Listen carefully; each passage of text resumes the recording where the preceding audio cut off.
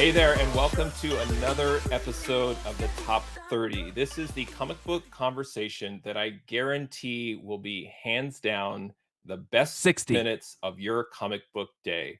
Now, the last episode, I did mention the fact that I really don't like to involve myself in tandems, and I immediately have to break that rule, but it's for a very, very good reason because I have two super awesome guests that I have been looking forward to talking to, and I'm super excited. And I want to bring in none other than Future Past Vintage Collectables, aka Rachel and Dave. How are you both doing? We're so We're good. great. We're super excited to be here. Thanks. Oh, for thank asking you. me. I really appreciate you both taking time out of your schedule to meet with me. You guys have had such an interesting YouTube channel and social media presence, and the journey that I've watched you both take has just been a real delight for me to follow. You both have taught me a lot about comic books, and I maybe have some behind me over here that it's both of your faults. I blame both of you for those things, but uh, I was hoping what you could do is just to kind of let people know about you as collectors and sellers, and just kind of your YouTube, social media. Just let everybody know who is Future Past Vintage Collectibles. Yeah, so this Feel- is Dave. I'm Rachel. I'm his daughter. And we started a comic book selling journey about 3 years ago now. We sell primarily on Instagram, doing Instagram live sales, but it didn't start that way. We used to sell on eBay, auctions, and we started our YouTube channel where we were doing CGC unboxings for a while, and then that's kind of transformed over time too. But yeah, we primarily sell comics on Instagram Live, which has been really successful and fun. And yeah, we've been able to connect with the comic community on Instagram and on YouTube by connecting with people about the comics that we collect. Yep.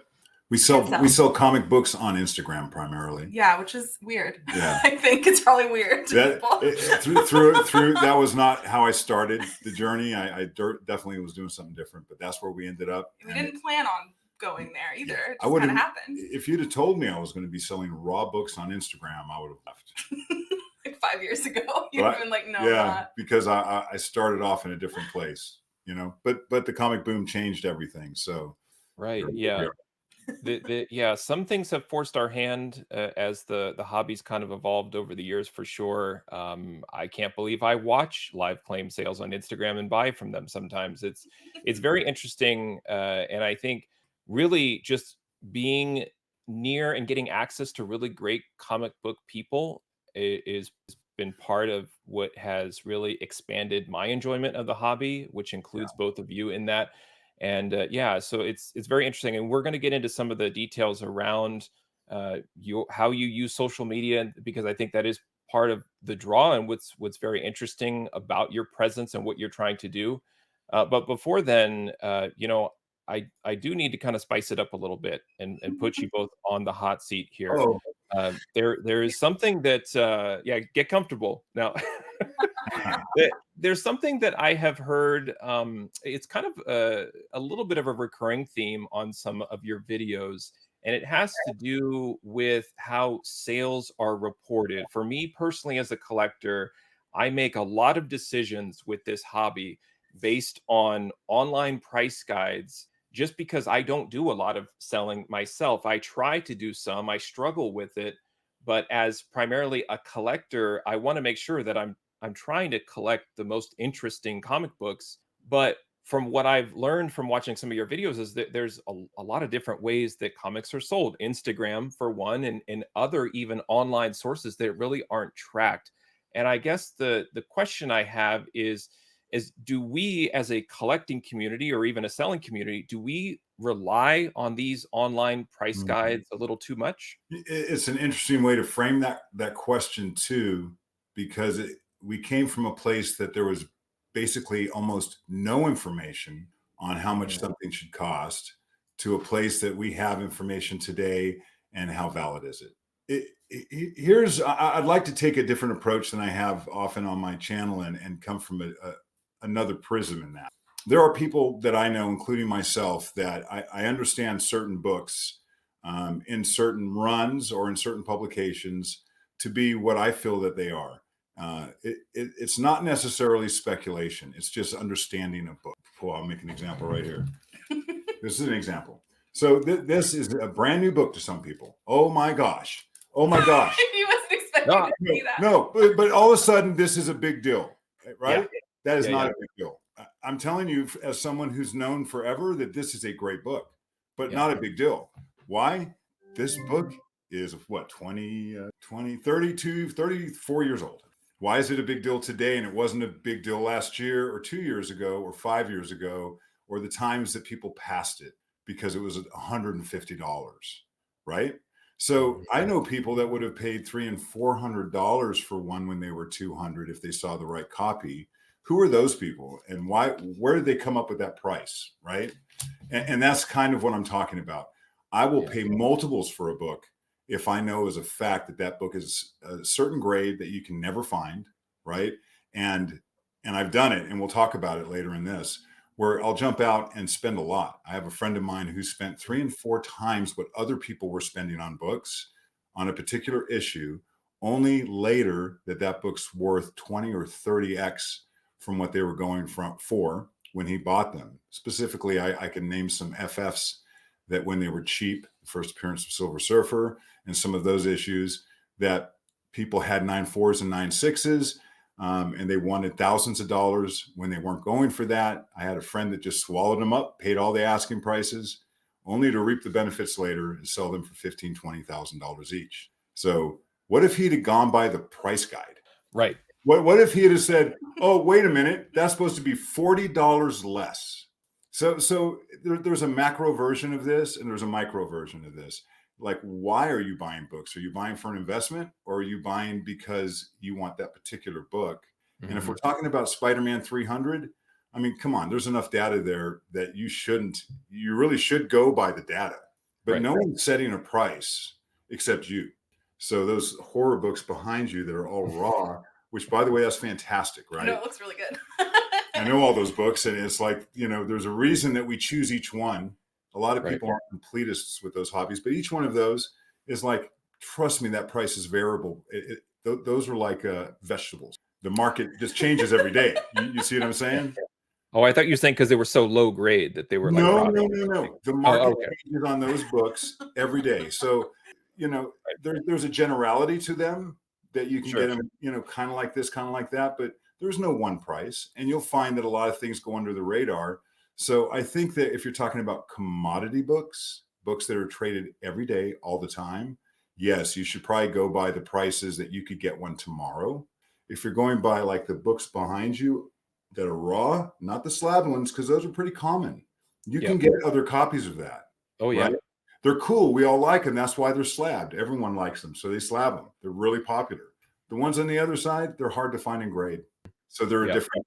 And then as you get into Golden Age, it changes again. People don't even know where to find those copies. So pricing is complicated. And that's the aspect as a collector. And as someone who sells them, if it's Rachael coming from raw information, that's a whole different thing. If you're coming from I don't know, you have to know that series. Like people hate issue 8, they love issue 12. I have to charge 3 times less on this one. There's no data. Right.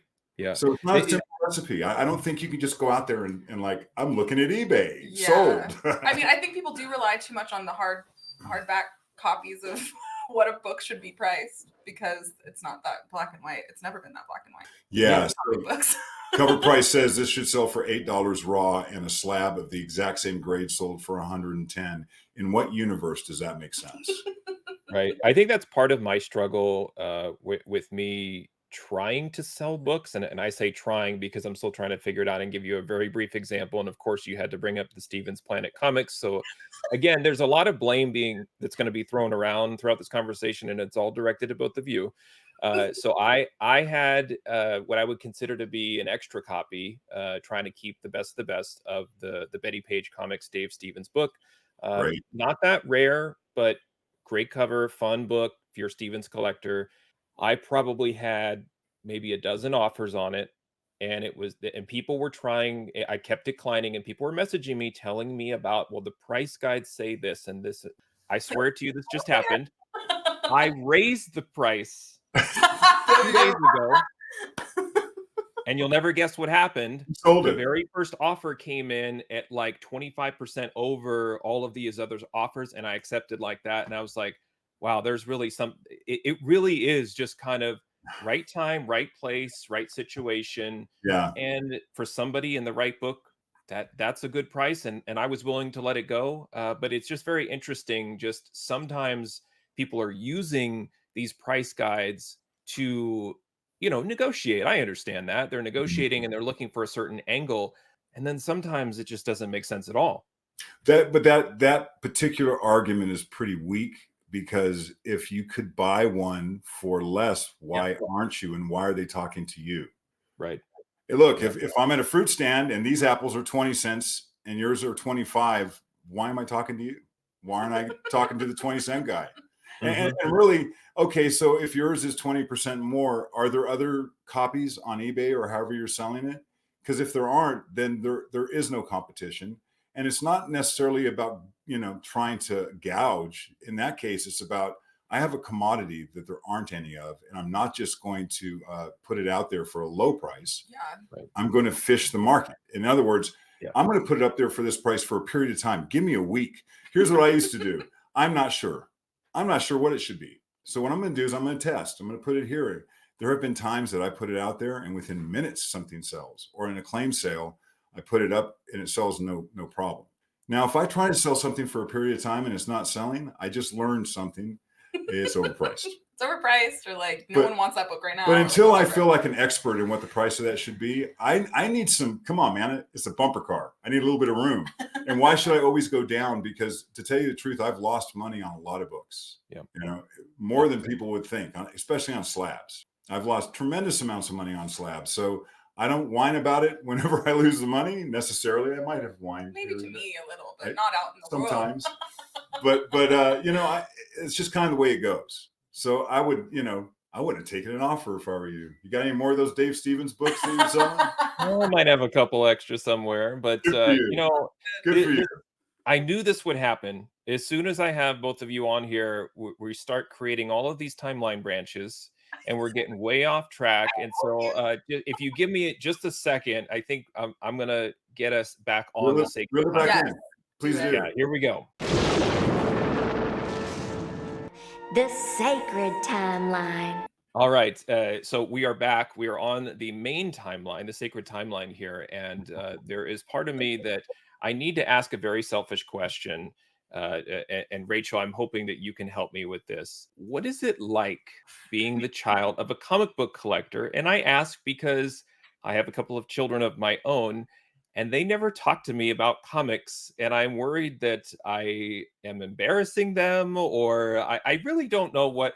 I mean, yeah, I walk around in these t-shirts and stuff. I'm a cool dad, right? So I was thinking maybe you could answer that question for us. It's interesting because you didn't collect for like 20 years. So like there was a big period of my life where he wasn't collecting. When I remember whenever I was younger, you started selling comics on eBay when eBay first started. And I remember like you showing me how to grade comics a little bit. How old was I? Like 5? I was Maybe really younger. young, 6. I don't know. She didn't care. I didn't. At that age, it was like butterflies and I puppies. really didn't care. I've never a really little girl, cared about comics up until you wanted to start this business. Yeah. And you started getting comics. I remember you showed me your Weird Science. What number was that with the alien? 16. And he was like, look at this book. And I didn't have the reaction that he wanted me to have. And he was really upset. He was like, why don't you love this as much as I do? So it's definitely changed over the course of the last few years as we've been doing this, because I've been learning so much. But now it's great because, I mean, I have constant comic books coming in and out of my life that I've never seen before, that I'm learning to love, that you love, because we share a love of art. And so it's kind of been fun to like. My grandchildren love it. Yeah. Oh, awesome. Yeah. So there, I mean, it's a different connection with them. Yeah, it's different with them than it was with me as a kid. Yeah. So it's a little bit different. And my brother's having kind of a similar experience with his daughters didn't like comic books. Huh. And he tried to give him all these books. Now his granddaughters are like soaking up all these Archies he saved for him and stuff. Yeah, wow. It kind of just fell into my lap. Sorry, bro. It's going to skip a generation. So you're saying there's a chance. There is a there's a chance. chance It's like somewhere. wings. Okay. There's a chance out there. But I will say, like, as I've been doing this, I have a collection now. So it's like clearly something has changed with me from you. Oh, yeah. Well, I also think that her pop culture, the way she looks at pop culture and what she likes in life, it kind of just seamlessly kind of plugged right into this. So what she watched growing up, as I plopped her in front of the television like a good Gen X that I was back then, and the things that she enjoyed, you know, from being raised in the 90s, I think that she ties into a lot of what she likes. Yeah. So it fed into her comic enjoyment. Right. There's definitely a lot of fandoms that I can buy a comic about. Yeah, and there's a lot of different labels I think that sometimes we put on each other and on ourselves. You know, like I'll use the word enthusiast sometimes because I think that's a safer word than somebody who just obsesses about them and things like that. Are you an enthusiast? I'm a hardcore enthusiast. Yeah. Oh, is that another delineation? Is that like the next level up? You know, when you can't stop thinking about it and you're like, which books do I need to put in the background for this episode? Like, I mean, there's a lot of self-analysis and doubt and worry and excitement. There's all kinds of emotions, but we call ourselves collectors. And one category also that I think you both fall under is dealer. And it is something that I'm curious about is how do you kind of define the difference between that and how do you actually balance that? Yeah, you know, it's interesting because at first I was just a collector, strictly buying for my enjoyment. And you know, I have a weird relationship with comics. I have to buy books as a collector that I think that can be sold or that can be recouped for the money I spend on them. Investment. Yeah, they're as an investment, you know, but not even really an investment. I don't want to lose money on books. There's a weird thing I have. And I want to think that part of the enjoyment for the collecting, as far back as I can remember for me, has been to make smart purchases on things I like. So that's always been a tie-in, always, you know, and I've sold books, you know, years ago, I sold books before, never like I do today. So as I started to become a comic reseller, it's changed because at some point I had to start letting go of books I didn't want to. And I had to break into things that I knew were hard to get. And did anyone know the blood, sweat, and tears I had to go through to get a copy of this and all that kind of stuff, right? that changed it, you know, and I think you cross a line there. It's almost like in my former work life, if you're in management and you go from being like an hourly employee or an associate and you go into management, it's a new mentality, right? You have to think about things differently in order to be able to, you know, perform. So no different going from a collector to a reseller. Here's what's changed now. I'm so passionate about comic books that I'm starting to be able to embrace the fact that I'm surrounded by these books. So I still have a hard time selling some books. And sometimes midstream, I'll have a book in my hand and not want to sell it, you know, and knowing I have to someday, but there is a solace, I must tell you. There's a solace in having a book and not selling it yet. And that kind of feeds that itch. I've held books for 3-4 years because it's almost like you can't leave home. You cannot leave the nest yet. You're not ready. I am going to own you because buying a book you've never owned before is a rush, right? Yeah. Mm-hmm. Right. Especially as you start up in that game. Like I never thought I'd own this. Yeah. I never even considered owning this book. I never thought I'd hold it. 5 years ago, I didn't know this book existed. Now I have it. I got a better grade of that book. So all of that stuff is really exciting.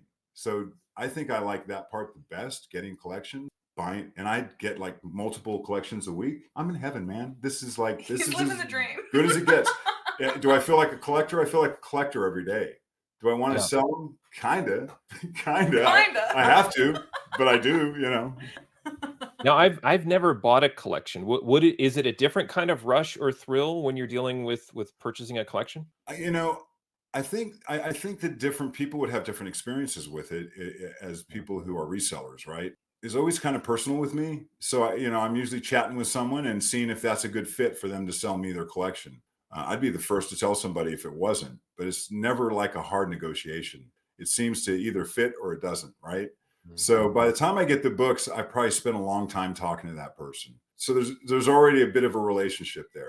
By the time I get the books, it can be anything from I don't know, let's call it 50 books to 5,000, right? And yeah, there's nothing like the rush of going through books. I hate to know what I'm buying. That's my favorite thing, is to look at a collection when we first get it, because Yeah. we sometimes don't know everything we're going to get. And so we get to Yeah. go through and find the cherries, the good books out of a bunch. So this is the new Rachel, right? So didn't care much about comic books. And I learned early on, I'm not going to try to shove it down her throat. She knows what she likes in life. She's not a young kid. She has taste. She know, if she likes them or not, that's going to be up to her. I asked her to read a couple. She didn't like them. I asked her to read Stray Dogs when it came out. I thought there something there would, no, she didn't like it. So, It made me sad. yeah. So I'm like, I'm not going to try too hard. But sure enough, here we go. She's starting to like comics, and she has a really good memory, and she prices and grades every day, all the time. So she's remembering keys. She's remembering numbers. She's remembering characters. She's becoming really knowledgeable. So as I get in collections, if she's home and she goes and gets mail and stuff, and she starts looking without me, I've walked in and she goes, "Hey, I picked these keys out of this collection we just bought." I'm like, "Don't do that. Don't show me what I got." Hey, look. That's like the best part.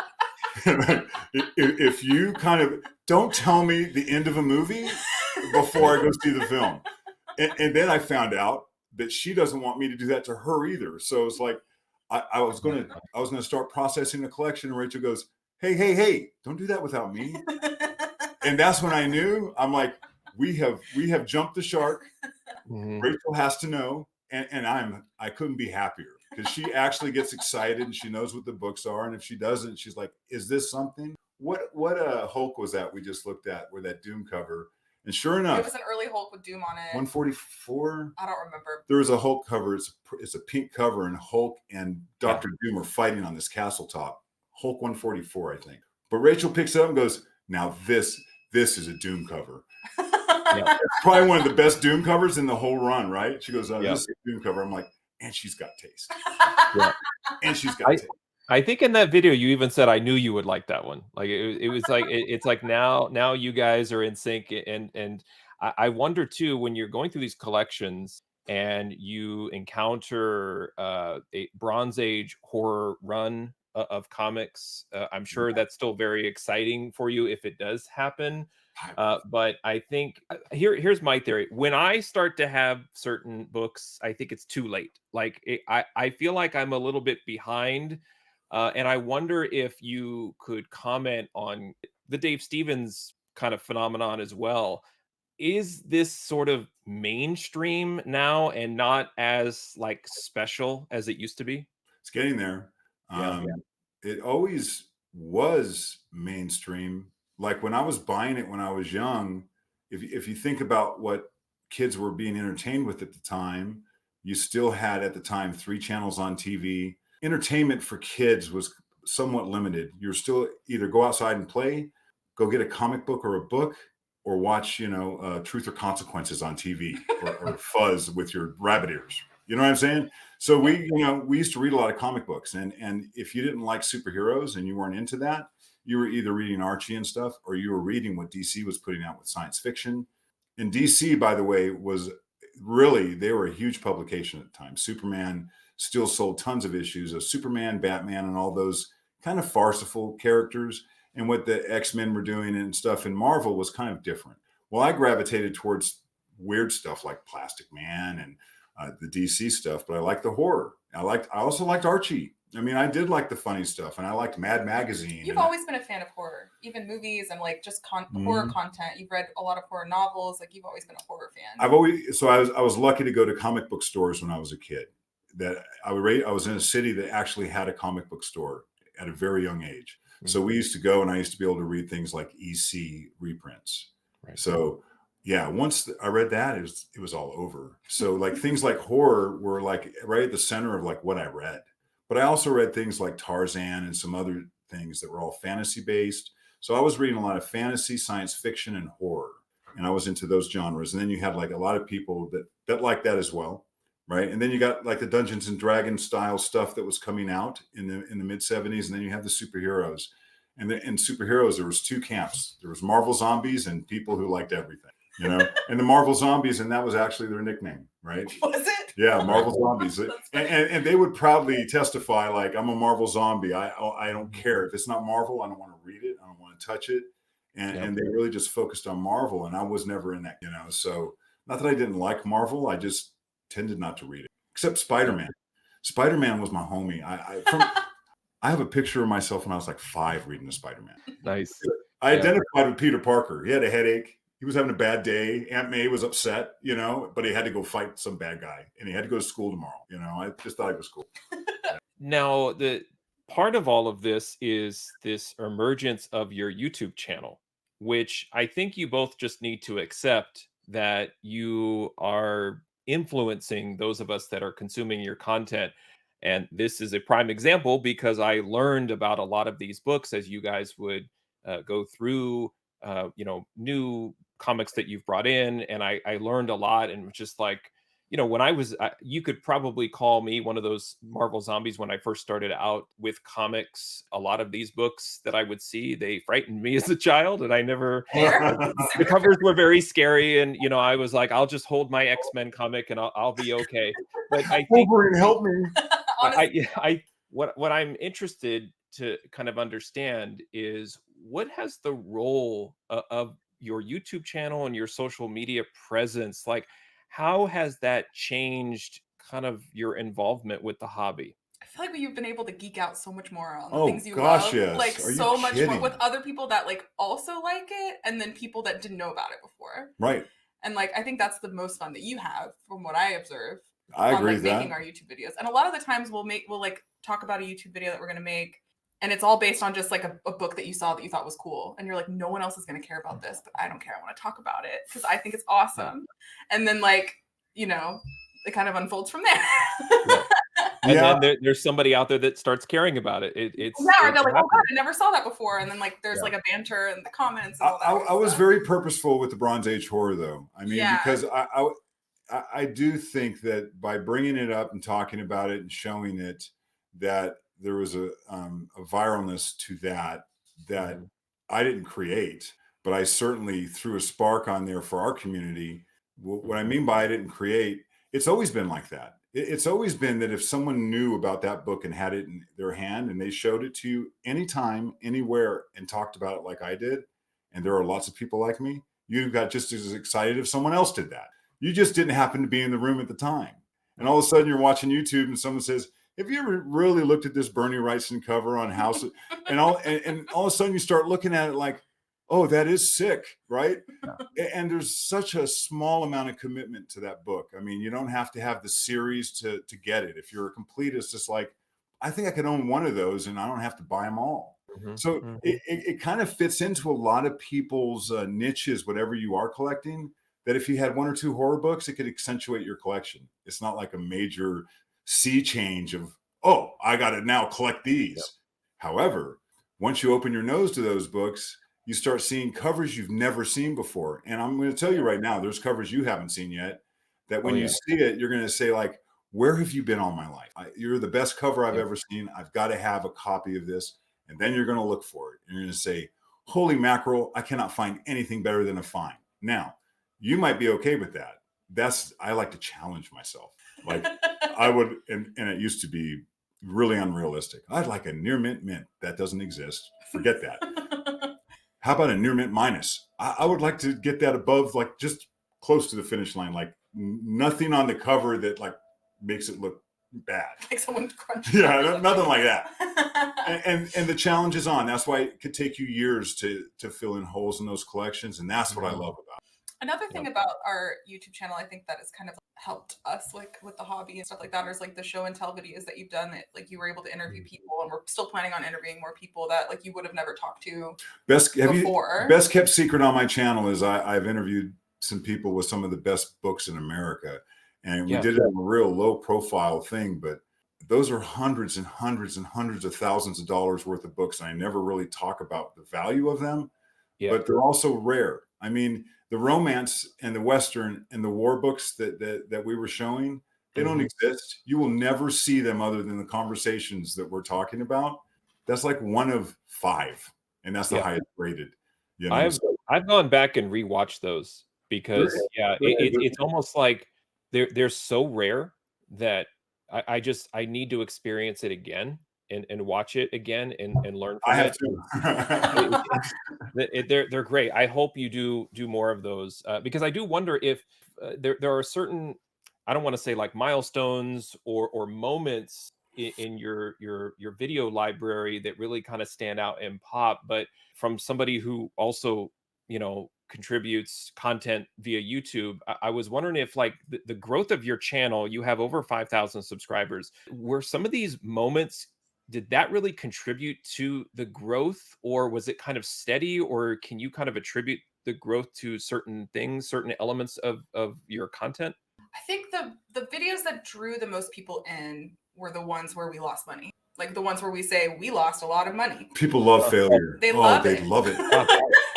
And we're My super latest video, it's 20 minutes of failure. So yeah, I know all about that. Congratulations. You're going to have to Rob in there. think of the great video that's going to make. Right. You're going viral.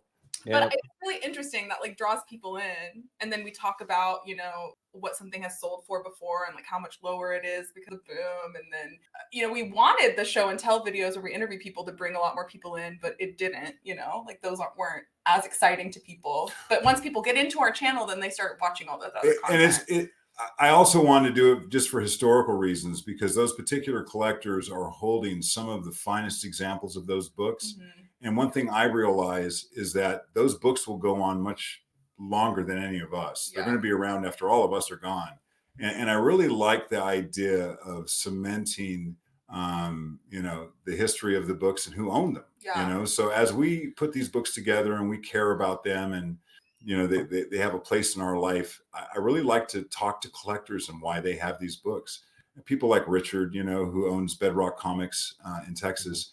He's an amazing guy, but he has a taste in comic books. His collection is insane. I've never seen, and there's other people like him in America, but he can show you books that after you look at 5 or 6 of them, you're so overwhelmed. It's like you're still thinking about the first one. And it's like, wait, can I go back to that Captain America #8 double cover in near mint? I mean, we just look at that for a while, and it's like we're moving on. Here's a Mile High, that Shazam number, and it's like you're just looking at these books, and they're really masterpieces for what they are individually, and you just get overwhelmed. So it is a digestion thing that you have to kind of like stand back and look at a lot things. of content. But yeah, those didn't bring in, I don't think, as many initial viewers. But I like the fact that they're there, and in 5 years from now, someone might get something out of that for their collecting, to change the direction of their collecting or something. But for us, it was that pressing video. And I don't want to be a pressing channel so bad. I do not. I mean, because it's not. That still gets viewers. It's got 21,000 views. I'm like shocked at how many views it has. Yeah. It's fine. And I'm glad that people get something from that. I think a lot of people are interested in pressing. A lot. Mm-hmm. I mean, 21,000 people have watched that. So it's a really approachable video, and it's pretty detailed, and that's why people watch it. But also, I think that people want to improve their comic books. A cautionary tale I'm about to tell. You can ruin a comic book forever by doing bad things to it. By pressing it the wrong way. I don't know. Chemicals, trying to make something it's not, trying to force an issue. And I think a lot of people might experiment and then not experiment enough. And the next thing you know, they're ruining comic books. And you own what you own. And if like they're your books, that's your prerogative. But boy, I think that we're going through a tough period of a lot of books getting jacked up and people buying books. I watched a video. Someone bought a bunch of books that were restored. I bought a bunch of books that were restored. And immediately I looked at them, and I don't think that this person intended to restore them. I think they intended to clean them, and they ended up full-blown restoration, and I can't use them. Right. So that kind of stuff. I think that people should be really careful and remember to be gentle to the comic book. Love the comic. Yes. Love it. Be gentle. and like, if you're going to press it, don't try to make a mountain out of a molehill. Just give it a little push. Give it a little push to get it. It's like a jump start. It is not a full, don't right. try to do things to it that are going to ruin it. That's all. And that's a voice of experience. I've been doing this for several years now. I'm just getting good. I'm not kidding. It's like, it's like grading or anything in comic books. It takes a long time. you know? So Yeah. I'm just getting to the point now that I'm understanding paper to the point that I feel like I'm competent, really Yeah. competent. Now, you guys have been doing this for a while, but Dave specifically, I know this has been life-changing for you to actually have now a celebrity that you have to kind of deal with, and you have to work your schedule and your operations around, because I'm sure that you both are much more recognizable, but particularly I'm sure that Rachel probably gets the most recognition, whether you're out at shows or things like that. What has that been like for you, Dave, to like live with a celebrity? Has your life changed because of her Like celebrity? to know a celebrity. It's my favorite It, question. you know, it's very interesting. I will say he's 6'4", so like if anyone recognizes us, it's always him first because he's so tall. People hear her laugh and say, "Hey, is that Rachel?" Right. I hear Rachel. It's great. I think that people really, really are drawn into Rachel's warmness, and when they see her, they got to say hi. We haven't been to a show together in a long time. Yeah, we're going to San Diego Comic Con, so that'll be interesting. We're going to Wow. Comic Con though. It's her first Comic Con. For San Diego, Yeah. yeah. Yeah, for San Yeah. Diego, right? So Okay, that's going to be an experience. We're going to need a video on like just kind of like a download of what that was like, because I bet there's going to be a lot of like people stopping you for photos and all of that. It's going to be very interesting. we don't feel. I mean, I just want you to know that we're just living our lives and like sharing with people, right? So it is really interesting. So when people do that, it's like it's great that people enjoy our content, but it is still kind of weird because at the end of it, we're just doing our thing. Yeah, well, we're just doing our thing. You know what I mean? He went to our local LCS recently, and someone came up to him and was like, "I didn't know you came to this LCS." And he's like, "Dave?" It's definitely bizarre, but we love it. I mean, That's awesome. Reaching out to community, you know, it's great. Having her with me and having her as part of the process. I wouldn't change it for the world. She's the only person I want to work with on this level, and Awesome. and she's become my handler now. So it's like really, it's like any more questions in this, Rachel will answer. That's not true.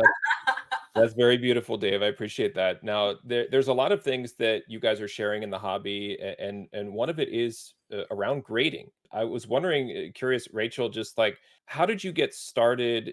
But also, like, how did you kind of? I'm sure you learned a lot from your dad, but like at some point now, I imagine you're so experienced that it's almost second nature. I know that we're always still learning, but how did you get started? What has the grading journey been like for you? Yeah. So when I started working with my dad, we were going through a collection that you had just bought, or like a bunch of books that you just bought, and you're like, "I need you to learn how to grade. I just need you to learn." And you showed me like a couple of things, like about spine ticks and like soft corners and things like that. But really what started out my grading journey was the Overstreet grading guide, the Overstreet grading guide. I handed her that. Yeah, he was like, "Take this." And like if anyone's looked at the Overstreet guide, it's very technical. They might not even know what it is. We should explain exactly what that book is. It's a guide on grading. Overstreet, it puts out a price guide every year. Yes. It's called the Overstreet Comic Book Price Guide. And it's very technical because if you ever really want to know like everything about a book, it's a great place to look. And I told Rachel that. She looked at it. She goes, "I don't understand anything going on in that book. It's hard to read," right? Now, they have a companion book called the Overstreet Grading Guide. It's stricter than CGC. It's super technical. I'll tell you right now, it's tighter. It's got like measurements to the like half a centimeter for defects. And so that's what I started using. And what I started doing was learning how to grade a 9/8. Like that's what kind of got me started. That was my guidance. I think people should start at the top and work their way down. Because it's really easy to tell if a book has no defects. It gets harder when books have, well, sometimes. I'll say for modern books, it's really easy to see if there's no defects. And so I was kind of like the person, like whenever we did send to CGC, we were sending 25 pre-screen 9/8 moderns to CGC, and all of them would come back 9/8. And it's after I go through like a short box of books, grading all of them and picking the ones that we were going to send out. So yeah, I started grading 9/8 moderns, slowly turned into like grading copper and bronze, using the guide and then also using you as a resource. Yeah. Well, then you got the CGC guide that came out. Yeah. So we got the CGC guide. I wasn't really using the guide though until we had helped Golden Age Guru grade some of his Golden Age books, and I sat down and I graded like 5 short boxes of Golden Age books using the guide, and that were very low grade. Changed a lot of my very low grade, which I wasn't very good at grading low grade. Every one of them was very low grade, and each one was, what was the average grade time on it? 3.5. No, the time it took to grade. Oh, time? 3 to 5 minutes. A minute to 3 minutes. You had to count the pages. Yeah, I did have to. Yeah, like 5 minutes. Yeah, we had to. When you grade something like that, you have to do a grade count, and she actually documented every single one of them. Yeah. And by the way, and all the pages weren't the same. Staple counts, like some came with 1 staple, some had 6 staples. But I learned so much. Things like that. I learned about like restoration and like, I mean, the best way to learn how to grade is just do it a lot. Do it a lot and have a guide. The CGC grading guide I actually like a lot. I didn't at first because it wasn't as strict as the Overstreet guide, but it does give you like some guidelines at least on what's okay and what's not okay. And so yeah, it started from 9/8 and now I can grade at 0.5. So, and then it's repetition. So I don't think it's something that you learn it and then you do it a couple times. We grade thousands and thousands and thousands of books every month. Yep. And even for me, I wouldn't say my strength is in low grade, but in the last few months, I've been grading so many low grade books that I feel very competent at this point. I'll tell you where I think I'm least competent is under very good, and I don't care. I mean, because to me, the kind of books I deal with yet are not going to be books that we're going to be very technical with because they're not that expensive. Yeah, they're not like Golden Age books. Yeah, they would still be when you get into books that I think are like, let's call it hundreds of dollars a point, then it makes a difference, right? So we're talking like early Supermans or, some keys that are top tier keys that are in the thousands of dollars. But if you're talking about a book that's either $20 or $15, then I'll go ahead and just say it's the lower grade and charge the 15 rather than because it's already low grade. And if it's $5 difference, I'll just give you the $5 discount, call it lower grade, and you're going to be happy because at the very least, it's going to be undergraded. Yeah, you see what I'm saying? But we really pride ourselves in grading, so we spend a lot of time doing it because we want to make saying what we think it is. We're pretty good. You have to. And one of the things that I love too is when you're selling books, when you guys put the grade on the book, like I think it's understood that you guys are not just accurate, but you're harsh with your own skill, and you're not grading to sell. You're grading for accuracy. You're grading to standards as part of your love of the hobby. It's almost like you'd be doing a disservice to the book. Well, and the way that visibility for people that are going to buy the books from us too. It's like we're not going to call this a 9.8 and you get it and it's a 9.2. Every time I grade a book, I feel like I'm going to be judged on that grade. Yeah, it's like I want this person to get this book. I really do. Wow, that looks really good for 9.2. I've never even thought that, but that's the emotion that I have. Like somebody's going to judge me on this. Yeah. Now you've talked about the grading journey and what you used to do with starting out with 9/8 and pre-screening moderns and things like that. But there is something that I've noticed a little bit of a trend recently with some of your videos talking about submitting to CGC, and I was wondering if you could answer the question, kind of like where you're at with sending books in to get slabbed. No more? Sent to CGC in 18 months? I told Rachel today I have a X-Men 141. That the case is cracked. 9/8 white pages, right? I don't even want to send that to him. I just want to crack it out, put it in a bag, and then put the label behind it. Because in my perspective, if I sent that in and it got damaged, I'd be upset. And to me, it's like I don't like to send a book in unless I have to. The reason I was going to send a lot of books in is because they're really expensive books, and I tend not to sell those on my claim sale. I don't even know if I want to. I like to sell things on my claim sale that sell. It's hard. If you have 100 people in the room, it's hard to say, okay, here's some $5,000 books. It's not the crowd I'm drumming up. Yeah. Usually the people there are there like every week, and we get 10 new people, 15 new people every time, but they come in and out. We do it 2 nights a week. So I don't know. I haven't. We have a stack of books. I'm not anxious to do it. We have a stack of books that we want to submit because they're that like in between grade, and like we don't want to price it because we're not sure like what we should price it at depending on what the grade is, because there's a lot of like books that are like in between a 9.4 or 9.6. Yeah. And so like those books we have set aside, and then like big keys, like we have a Fantastic Four #1 and like Avengers #4 that we just like have set aside that we want to get slabbed. They need to get slabbed because they just should be in a slab. And like you have a Matt Baker romance book that like you'll slab at some point. Yeah, Teenage Romance 55. I have a Amazing Spider-Man 14. So like these big some keys things I should get slabbed, you know, just to have it protected. But like the books we were slabbing in the very beginning of our YouTube channel, we would never slab those today, ever. Yeah, even this, I wouldn't slab this. I mean, so this book right now, it's a 9/8 can. I'm going to press it. I'm going to take my time. I'm not like trying to sell it and get the money. I don't even know. I keep going back and forth if I want to sell it. I'm really weird about that. I don't like selling books like when they're peaked out. I think it's I don't know. That's not why I would sell it to because it's part of what I'm selling, but it's not my favorite book either. I like good girl art, but if I'm choosing between good girl art and horror, I'll tell you 10 out of 10 horror wins. I like to look at good girl art. I like it. Now, this does have a horror element. I'll add, there's like scary hands. Not enough. Wait, there's hands on the cover? Oh man, I gotta look at it a little more closely. I didn't see Don't hands. ask me what the color of the car is. What color is that comic book? Yeah. Now, when you are grading books, I imagine that obviously you're assigning grades and everything. When you come across a book like that, where it sounds like if it has the potential to be a 9/8, you might look at pressing it. But what happens to what I would say like the cream of the crop, the best of the best? Is there still the collector in you that wants to set those aside? I do. Yeah. Oh yeah, I've got boxes of that. Yeah. Okay. Some of them would surprise you. I mean, a lot of them are a single series that I hold. Like I hold Star Treks when I find them and they're above 8.0. And I'm talking about the OG Charlton Gold Key Star Treks. I'm putting together a monster set of Star Treks that are high grade, one at a time.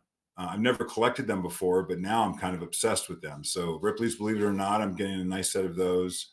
I'm getting some like other obscure things and some not obscure things that I just don't sell. We're not selling Star Wars. So I must have 5 copies of Star Wars 2 that are either 9.4 or 9.6 raw. There's something about... I just keep, every time I get one, I keep it. So there's things I keep and I don't sell because I don't think it's the best time to sell it. And I'm just holding it. There's also like series that like, you're like, I've never cared about this series before, but this book is so high grade that like, I have to keep it. I'm addicted to high grade books. I just like to have them. There is something weird about that. I'm glad you mentioned that, Rachel. I do, like, I will fall in love with the condition of a book.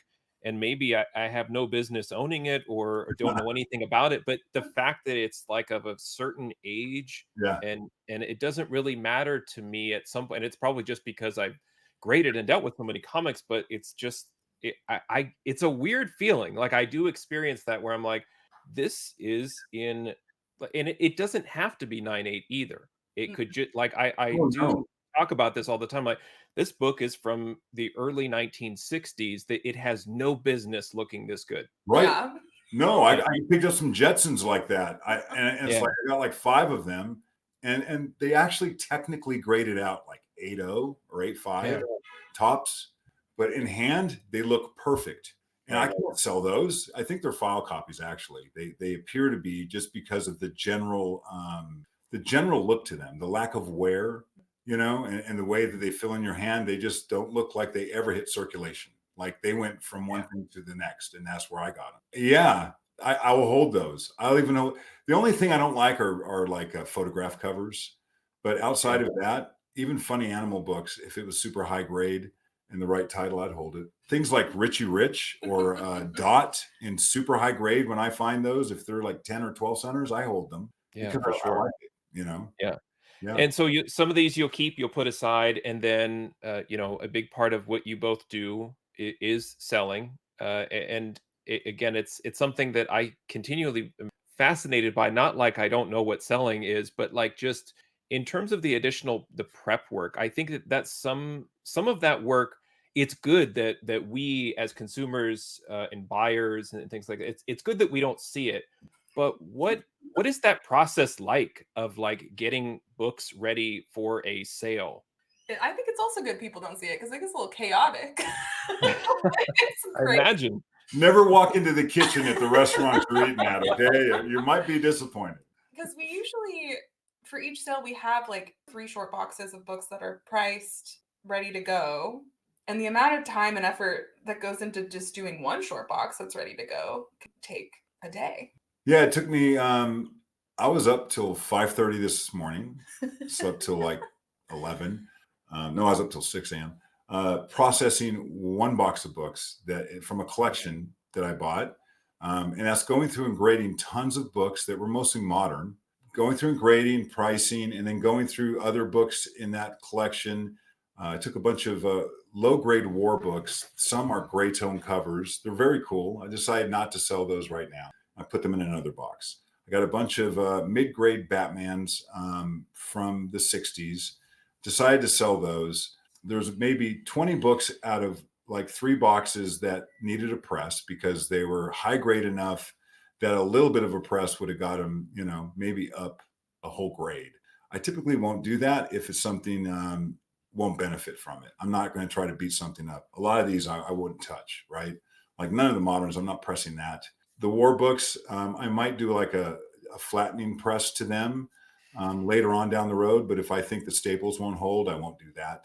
I think they look better in hand. I want my customer to be happy with the book they're getting. And I think sometimes if you're getting a 3.0, a press 3.0 is really, it's like a $25 bonus to you. If you just bought a 3.0 for 20 bucks and I do a press, it's like you'd have to send it out and spend $25. And why would you? But it does look markedly better if it got pressed rather than being wrinkled. But like you think about this for every single book you look at. Every You're like, book. do I want to press this? What do I want to do with this? It's like there's so much to it. It's like kind of crazy. It's really time. It's yeah, and it's like whatever we sell has to go through that scrutiny. So, and then when I'm looking books up and you have a bunch of variants and you're doing this and that, it just takes time, and that's just me by myself. Rachel's constantly going through our stock. So we do 2 sales a week. So we're doing that for 2 sales. Plus we're doing a lot of other things. That's why making a video can take us half a day, and then Rachel's editing it and everything else that we do. Plus I'm talking to people on the phone. I work 7 days a week, unlimited. I mean, and believe me when I tell you that that's a good thing for me. I need to stay in a profession that keeps my interest, because if I get bored for 5 minutes, it's going to be bad.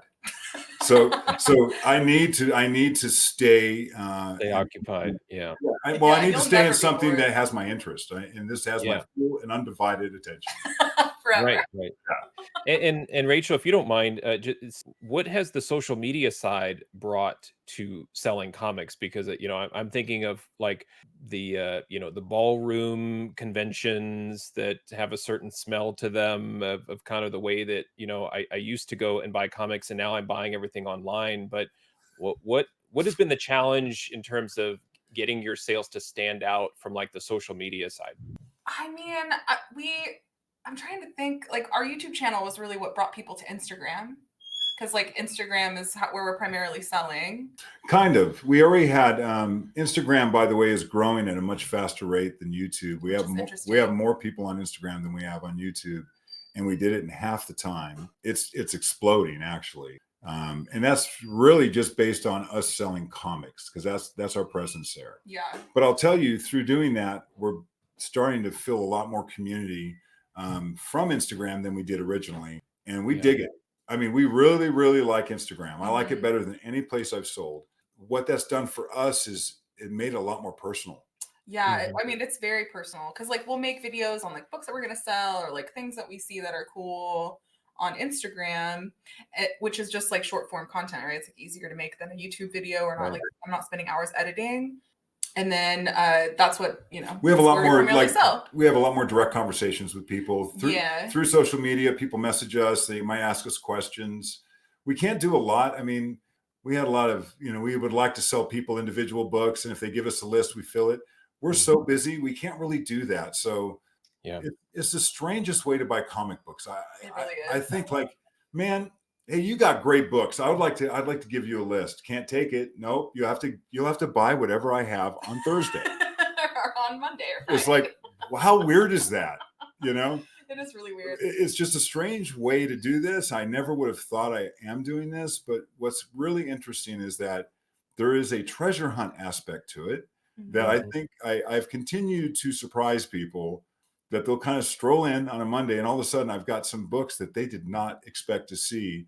Next thing you know, 9 people are trying to claim the same book. And here we go. It's like they weren't expecting maybe a book they've been looking for a long time. And I'm not even advertising that. I didn't Mhm. even tell them, like, and I'll show this one more time. I didn't even, 50 times. if I was selling this, I don't even know if I'd advertise it. And Oh. it's kind of, that's Yeah, kind there's of, definitely a mystery to our it's Instagram. kind of like how I work. I want people that buy from me to feel like they're getting something on the down low that no one else, you'd have to be there to know. Yeah, because we'll show You like know? a couple pin to be selling, and then the book we show in our live sale is like a big key we didn't Yeah, even talk about. some horror grail. Oh, Oh, it's over there. I'll show you Yeah. one. Even Yeah. to that question, like, you know, I put this book up. Have you ever seen this book before? No. Let me see if I can get a good camera It's view. like a really good glare on my. Oh wow. Okay, so that's number Haunted 6, Love right? 5. 5. It's Haunted Yeah. Love number 5. 1972, 3, 5. What number? I forget what year I this don't know. is off the top of my head. I wasn't even planning on showing this. Okay, this book is in near mint minus. It's a ghost. You cannot find these in that grade. They just don't exist. And here's what's interesting from a grading perspective. I'm going to show you. See this, how the staples are on the side of the book rather than I don't where know they if should you can be. see it. Can you see the staples? Oh yeah, yeah. Uh-huh. Okay, Yep. yeah. There. Yeah, I see it. That's usually something I'm not crazy about, but if you'll notice on these staples, this is a sign of a really nice grade on this. Uh-huh. Perfect. The paper is around them. So flat. Look at that spine. No, anyway, so this is not a cheap book. I put it up for $260. It's interesting. I think this happens to me all the time. It happened with Dave Stevens books. I put up just about every single major Dave Stevens key in either near mint plus or near mint mint, and people did not bite immediately because of the price. This is $260. I think it's dirt cheap. Didn't know if I wanted to sell it. I have 3 of them. This to me is the only one I'm going to sell on my stream because I've committed a couple to a very close friend of mine that's been looking for them for a long time. These are expensive books. Put up for $260. Nobody bit, right? And I'm like, that's okay. And I'm like, I think I'll take it down. I'm going to keep it. I'm going to keep it. Now somebody's pinged me and they're interested in it, but it's not. It's kind of like what you were talking about with the Dave Stevens book. If you think it's too much, go find another one. And by the way, next year when you're done looking, you might want to ping me again. But what makes you think? What makes you think I'm still going to have it at $260? Who sets the price? I do. And why wasn't it $500? Because a 9.4 sold a couple years ago for $300. But I don't know if that same 9.4 would even sell for $300. Things are hotter now. It might go for $5 or $6. I might be low. I don't know. Back to your pricing thing. I thought that was a fair price. That's what I think is fair. How do I know it's fair? I would pay it. I'm being serious. I would actually pay $260. So that's kind of, yeah, that makes sense. Now, I'm really tired of being teased by both of you, and you've made this very personal, and so I feel comfortable at this point asking you if you both wouldn't mind showing me yours. Oh, yep. I didn't bring one. No, well, yeah, and I did mean a comic book. Yeah, this is a comic book. It doesn't have to be a comic book. It can be anything. Well, I was getting a little worried. You both were kind of getting up, moving around. You want me to go? I wasn't planning on even going. Well, I mean, I think the one big comic book that I bought, Superheroes 20 with Doctor Doom. I have recently had an affinity for Doctor Doom, and that was a book that I was like, I have to have one of those. And so I went to Emerald City Comic Con, and I was on a mission to find one, and I did. So I got one. It's like a fine. But I'm really happy with it. I think it's a fine plus. A fine plus. She can't grade her own book. She can grade every other book perfectly. She can't grade her own book. Well, it's like, it's mine now, so I don't really care. I'm really happy with it. It's so different when it's yours, isn't it? Yeah, it is. And I have no intention of slabbing it. I sit on my shelf, and I love it. She got FOMO. It's the biggest book I've ever bought for my. It costs real money. It was real money. But yeah, yours is way different. Different. By the way, I think with these kind of things, money doesn't. There's things that are cheap that might say that about, but it's this book in this case. Oh yes, House of Mystery 175. And I'll tell you why, because this is, I find to be ironic, and it kind of goes back to something you were saying earlier about like me talking about horror. This is a perfect example of that. So this book right here was for sale to everyone on earth, and you could find it anywhere. If you looked on eBay, you could find it. If you looked on Comic Leak, you could find it for 18 months. It was like a buy it now on Comic It was Leak, buy too. it now. This is why I'm telling you, yes, I was ahead of the curve a little bit, and knowing what this was, because I'm the one who bought it, but I didn't pay what they asked. So the asking price on this in 2020 was $6,000. This is a House of Mystery 175, 9.4 white pages. I don't know if it's the only white page copy, but I'm going to venture to guess it. If there's any more, there's only one. Yeah, it There's has to only be. 196. This is the grail of House of Mystery, even though people might not realize it. They might think it's the issue before 174, but 174 doesn't have original stories. 174 doesn't have Neil Adams with his first professional work, Right. on this title, and it doesn't have the first appearance of Kane. So this is the kickoff. This is number one. If they would have made it number one, it would have had a completely different panache. So it was sitting there. It was on Comic Link. I made a couple offers. It was $6,500 what he was asking. Made a couple offers, got rejected. But over the period of a year, I watched it sit there. And it was on Comic Link, so I couldn't have any kind of conversation with the guy. Oh, yeah. So I couldn't say, hey, man, you tired of sitting on that book? You ready to sell it to me? So I made him an offer, and he finally accepted it. But anyone could have had it. Now, people might not realize, what this is still. But this past week, I've had 2 people reach out to me like, hey, do you want to sell that? And they're starting to make me offers that are starting to make sense. But I find it to be interesting because I'm telling you, this is personal. I will never be selling this. It's personal because I couldn't replace it. And when I think about it, money does not replace how much I like this book. Really, it just doesn't replace how much I like the book. It's not about money. It's about, I really like this comic book, what it represents to my collecting. That it was hard to find. Other people want it. Right? It just hits on, it's got white pages and it's not supposed to. It hits every single thing I like about collecting. You know what I mean? That's awesome. That's super cool. I appreciate you both sharing so much. I feel like this has been just a wonderful conversation.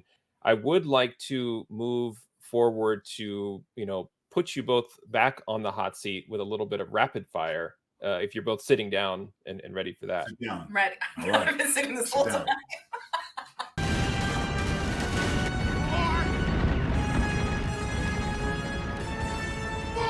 All right, here we go. Now, the one thing I will say is through this, again, I continue to be educated by both of you. So I did have these prepared and ready to go, but I can probably answer them for you. But I think it'll be a nice recap of this conversation. I'd like to love it. I'd love for him to answer that. No, I'm gonna be right. These are I think they're not quite as spicy as they should be, but I'll give you both an opportunity. So here we go. Raw books or slabbed? Raw. I like raw, but I need slabbed to make sure that something's not a fugazi. On Golden Age and stuff, I'd rather buy slabbed, make a decision if I want to crack it. I say raw. Yeah. Underground, Bronze Age horror, or something else cool I don't know about. I'm kind of leaning towards underground, man. That's interesting. Yeah. Well, not underground like 70s, more like I think there's things I haven't found yet that I'm going to end up gravitating towards. Mm-hmm. But Bronze Age horror is going to be like, yeah, I love it. I don't think it's the best thing in the world. I think that pre-code horror is actually I was going to say anything with LB Cole art, but I can never afford it, but that's what I want. Yeah. That's what I like. I think there's other stuff, but right now, Bronze Age, I'm not burned out on it yet. I will be. Sounds like the answer is stuff you both will teach me about very soon. Maybe we'll all learn it together. Maybe we'll watch you and you'll show us something we haven't seen. Hey, by the way, have you ever seen Australian horror comic books? No. Did they make comics outside of the US? Just asking. Check those out sometimes. Okay. How about red custom-made shelving or like Home Depot wire shelving? I like our red shelving. Red custom every day.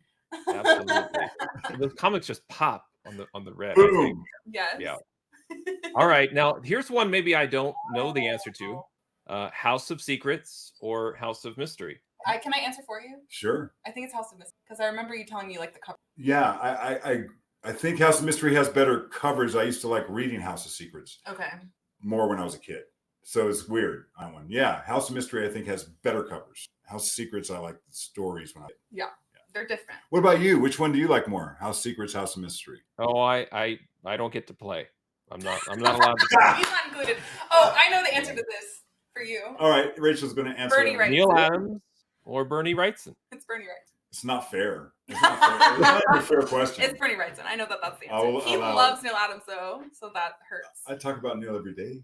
You get any Adams cover with a child and a dog. It's like that wins. Oh, that's true. Oh, now you've changed the game. if there's 2 kids and a dog or 3 kids and a dog, it's Neil Adams over anyone. Yes, except right. Wally Wood. Wally Wood, and he then wasn't in the list. I'm sorry. All right, again, easy one. Well, with no context, maybe it's a little more challenging. Yeah, Instagram or YouTube? Selling Instagram for honestly, like Instagram. I love YouTube. I love the things that we're able to put out on YouTube, but we're able to connect with people Instagram with our live streams and stuff. Instagram, we're able to really connect with people.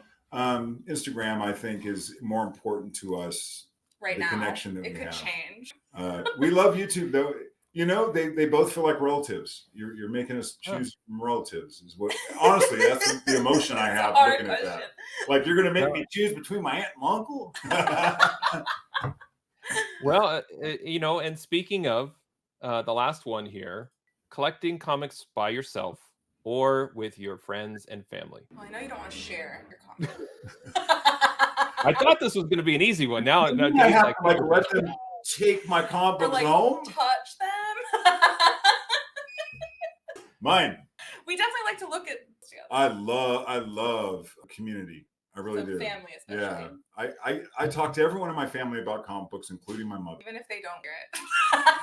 Right. It's just how much. Some people, very little. My grandsons, every time I see them, I took my grandson to a comic book store. So I mean, he's engaged. His engagement level is high. That's awesome. Well, Dave, Rachel, we're out of time. Yes. We are officially now in the end game. We're in the end game now.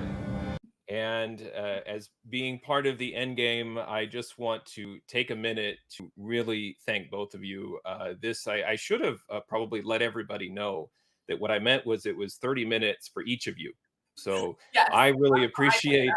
I appreciate all of this generosity with your time, your knowledge, your experience, both of your just the way that you're genuine and you could tell you both care about each other and the hobby, and just your willingness to share it all through your social media, even through your live claim sales. We're all learning.